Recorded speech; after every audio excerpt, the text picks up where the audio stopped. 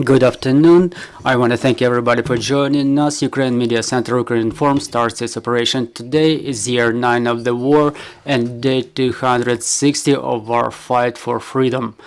In short, about our schedule for today at 13 o'clock, we will have Alexander Hara joining us, and we will talk about the elections in the United States and the consequences for Ukraine. At 1400, we will have a team of volunteers joining us who will present the marathon of the Indomitable charity run through Bucha and Irpin.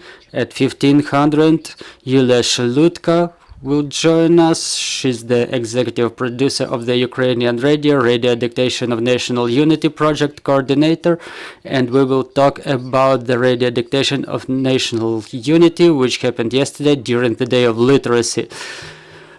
Joining us at this moment is Ivan Fedorov, mayor of Melitopol, and we'll talk about the situation there. Good afternoon, Mr. Ivan. Good afternoon, Mr. Ivan. What's the situation in Melitopol? Currently, we know that the occupiers increased their pressure on our people there. Local population tells us about that. Can you add something? There are two components to pay attention to. First of all is the offensive of the armed forces of Ukraine in the right bank of Dnieper. Obviously, all the mass media talk about this, and it's discussed en masse in the occupied Melitopol. And we think that the same will happen to occupied city and the occupied Zaporizhia region in general. And then another component is the resistance of our population, of people who live in the occupied territories. For example, in the middle of the city, young people remove the Russian flag, or they burned the headquarters of the Russians in the center of Melitopol. So this is the resistance that our local population shows, the active part of the local population shows during the 9 months of the war. And today we see another portion of terror suffered by our people over there in Melitopol as a reaction of the occupiers. Now I want to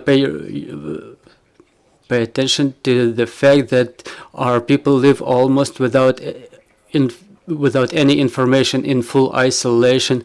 I was talking today on the phone with some of the inhabitants of Melitopol. I asked them a simple question: do they know if they know that the Russians are moving out of Kherson region? And they say no. So it's a clear indicator that even the top news hardly reached them. So I want to appeal to everybody who has opportunity to talk to their friends or relatives in the temporarily occupied territories. They have to do it just to tell them the news, to ask them what's going on, to tell them what's going on, because Russia's propaganda is spread in the occupied territories in mass.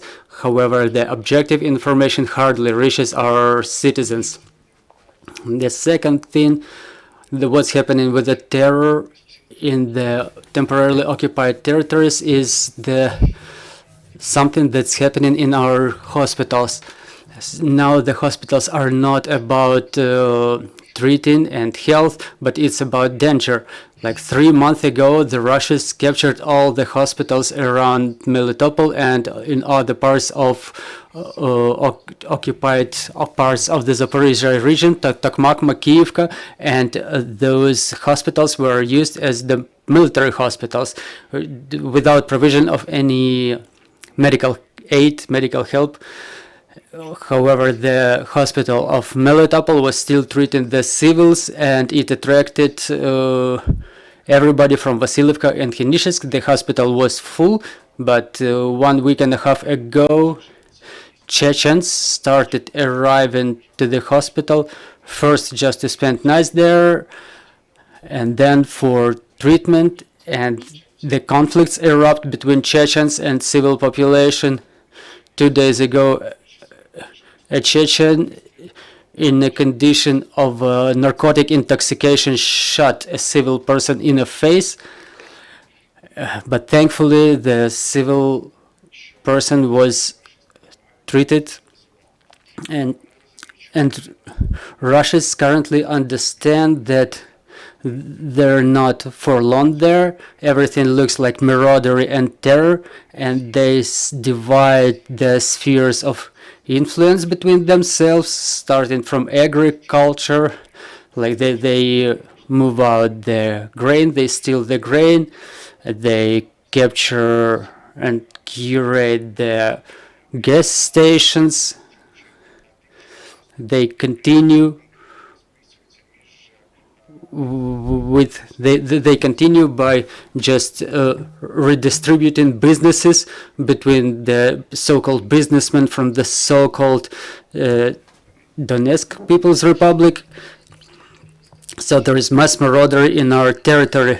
As to the critical infrastructure, you said there is some connection, there is some communication to what's going on with the gas supply, with water supply, with internet in Melitopol. What's the situation? As to the cell communication, it's still in place, but it's, and internet as well, but it's cut to the Russian. Only thanks to you using VPN, our people have opportunity to see the Ukrainian mass media, to read the Ukrainian mass media. It's pretty complicated, but Russians, they can just stop people in the street and check their phones, their messengers, and punish them for having any Ukrainian content in there. As to the utility services, the biggest problem today is the power supply, because Zaporizhzhia nuclear power plant is off, and the power supply of our territories is provided through temporarily occupied Crimea. The power supply is not enough, so there are constant breakdowns, but in other parts of utility services, the situation is pretty stable. As to the logistics of the occupiers, we see that after the Crimean bridge was damaged a little bit, so to say, and the movement through it was a little bit stopped or impeded, all the logistics is happening through Mariupol and Melitopol. We see postings on the social media about the lines, about the big queues. Does Melitopol suffer due to these logistic complications? Unfortunately, now Melitopol is the logistics center for the enemy, and and they also use it as administrative center. They turned it into a complete ruin, but logistics today looks as follows. For the last 3 days, the Crimean bridge is closed for some repair works, and no civil transport is going through. If they had only one line for it previously, now there is no movement at all. The Russians, they tried to create the logistics via railroad, but then thanks to our resistance forces and our armed forces, a few bridges were destroyed as well. The railway logistics was broken down too, and today automobile transport is going on a regular basis through Melitopol, and around Melitopol we will see hundreds of automobiles going through the city in the direction of Kherson and Zaporizhzhia front line as well. I have to also emphasize that today in Melitopol, Russians occupied a number of industry enterprises which they use for construction of the fortifications for their defense lines. They unfortunately destroy our irrigation channels, and they use the plates, the tiles from the channels for their fortifications, thus trying to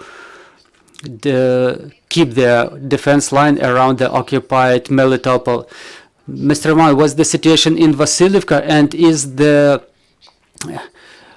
exit to the controlled territory for the civil population available for the people? There is no line in Vasilievka, not due to the absence of those who wish to leave, but because they don't have much opportunity to live. In order to leave Vasilivka today, you need to submit an application and to receive special permit for that. In Melitopol, just to get registered to submit this application, you have to wait for 1 month.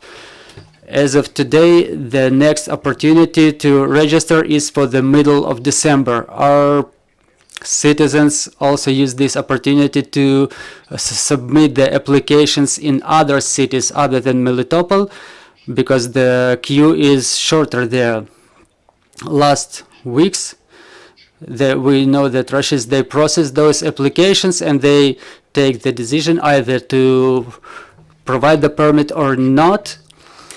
And we don't know what's the algorithm of this decision. If we've seen thousands of